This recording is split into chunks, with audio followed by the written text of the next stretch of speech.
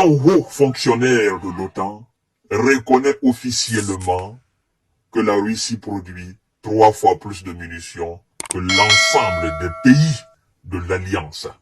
L'ensemble des pays de l'OTAN, Atlantique Nord, l'Alliance Atlantique Nord. Je vous ai parlé de ça ici. Le ministre de l'Industrie russe a fait cette déclaration il y a longtemps. Mais vous savez, quand la Russie fait des déclarations, les Européens et les Américains, ils ont besoin de temps pour la confirmation. Ça veut dire que la Russie est toujours en avance sur eux, même dans les déclarations au fait. Chères dames, chers messieurs, chères demoiselles, 3 fois plus de munitions que l'ensemble des pays de l'OTAN. Après, on vous dit que la Russie a tourné entièrement son économie vers la guerre. Mesdames et messieurs, partagez la vidéo dans tous les groupes possibles, c'est une déclaration énormissime. Avec son économie entièrement tournée vers l'effort de guerre, la Russie produit environ 250 000 obus d'artillerie chaque mois. Ça va même au-delà de cela. C'est pas moi qui le dis, c'est un haut responsable de l'OTAN. 250 000 obus par mois. Ils vont dire l'heure. Ramenée sur l'année, cette production est presque 3 fois plus importante que celle de tous les pays occidentaux engagés dans le processus d'aide militaire apporté à l'Ukraine. Tous les pays, sans exception. Vous ne connaissez pas. Un gouffre qui n'a cessé de se creuser ces dernières semaines. La Russie produit environ 250 000 munitions d'artillerie par mois, soit environ 3 millions par an. Elle seule, 3 millions par an. Ça va au-delà de cela. Ils ont dit que depuis le début de l'année 2023, la Russie produit chaque mois l'équivalent ou ce qui est supérieur même que ce qui a été produit toute l'année 2022. On dit 3 millions. Moi, je sais que ça va chercher dans les 7 millions. Ça va au-delà de 3 millions. Reconnaissez la capacité de ces gens-là, la puissance de ces gens-là. S'il vous plaît. La Russie produit environ 250 000 munitions d'artillerie par mois, soit environ 3 millions par an, révèle lundi CNN, qui s'appuie sur les estimations des services de renseignement de l'OTAN. C'est pas les services de renseignement de Russie. Les services qui s'appuient sur les estimations des services de renseignement. On dit les estimations. Ils estiment. C'est pourquoi je vous dis, ça va chercher dans les 3 millions d'obus par an. Ils vont lire l'heure.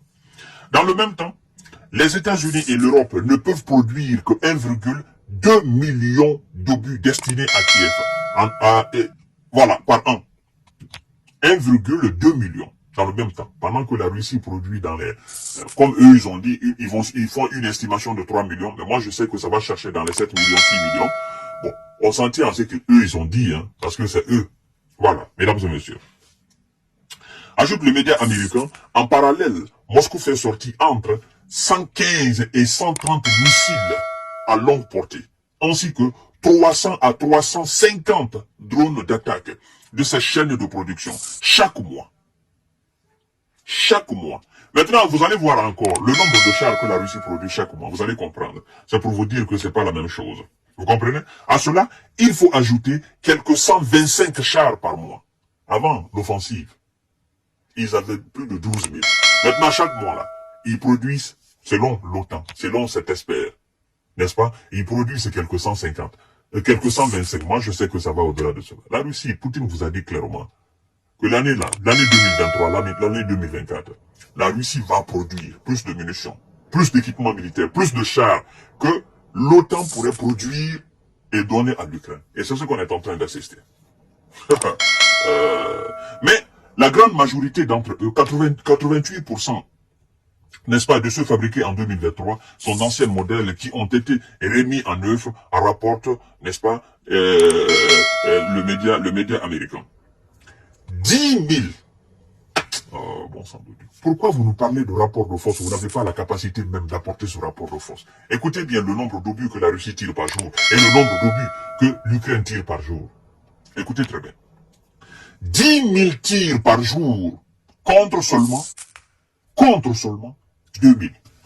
La Russie tire, selon leur estimation, 10 000 obus par jour contre seulement 2 000 obus, n'est-ce pas, ukrainiens. Et vous savez, avant, on disait que la Russie tirait 40 000 contre 5 000. Alors, est-ce que vous pouvez nous parler de rapport de force? Mesdames et messieurs, partagez la vidéo dans tous les groupes. Ce sont eux qui donnent ces estimations, hein, c'est pas moi. C'est pas moi. C'est pas les Russes, ce sont les Otaniens qui donnent ça. Partagez la vidéo. Cet effort industriel russe est rendu possible par une économie totalement tournée vers le conflit avec des usines qui tournent 24 heures sur 24, 7 jours sur 7. Le pays a mis en jeu tout ce qu'il a. Sa machine de guerre fonctionne à plein régime, analyse un haut responsable de l'OTAN qui a requis, n'est-ce pas, l'anonymat. À court terme, c'est-à-dire au cours des 18 prochains mois environ, cette économie n'est peut-être pas très sophistiquée, mais elle est durable. Mais c'est ce que Poutine a besoin. Poutine a besoin de la durabilité. Vous parlez de sophistication. Poutine, c'est pas là-bas. Ça, c'est votre estimation. En tant que ça dure, lui, ça fait son affaire. Et vous, ça vous fait très mal. Parce que vous n'êtes pas dans la durée, au fait. Vous êtes vous faites des choses éphémères. Ah, ouh, ça monte. C'est comme une vague. Hein? Le soutien occidental, c'est comme une vague. Ça monte, vous, et puis ça descend. Voilà. Donc, en réalité, c'est pas comparable à une vague qui perdure dans le temps. Mesdames et messieurs, partagez la vidéo dans tous les groupes possibles. Ils vont lire leur. Voilà. Cette économie n'est peut-être pas très sophistiquée, mais elle est durable. Continue-t-il, insistant sur l'importance du pétrole pour alimenter l'immense machine de Vladimir Poutine. C'est pas seulement le pétrole. Il y a aussi le nucléaire, il y a aussi le gaz. Vous voyez? Hein? Il y a l'électricité qu'il vend à l'Europe. Vous voyez? Il y a l'agriculture. Vous avez compris la fois dernière. 42,3 milliards de dollars. C'est que les produits agricoles ont rapporté à la Russie. Après, on en parle de... La Russie, c'est pas seulement le pétrole. C'est pas seulement le pétrole. Le nucléaire, les engrais. Les États-Unis achètent les engrais. Ils ont même doublé leurs commandes. Je dirais même ils ont triplé. 20% du nucléaire américain dépend de la Russie. L'argent entre dans la caisse de l'État. La plupart des pays européens dépendent de la Russie sur le plan nucléaire. L'argent entre dans la caisse de l'État. Vous nous parlez seulement de pétrole. Moi, je vous regarde, je ris. Partagez la vidéo dans tous les groupes possibles, mesdames et messieurs. Malgré la fourniture à Kiev, maintenant écoutez, force est de constater, bon, l'expert il nous dit ceci. Partagez la vidéo dans tous les groupes possibles, mesdames et messieurs. Je reviens vite vers vous. Voilà. Alors, mesdames et messieurs, partagez la vidéo dans tous les groupes possibles. Il nous dit ceci. Force est de constater que, malgré les efforts des Occidentaux, ces choix commencent à se ressentir sur le terrain.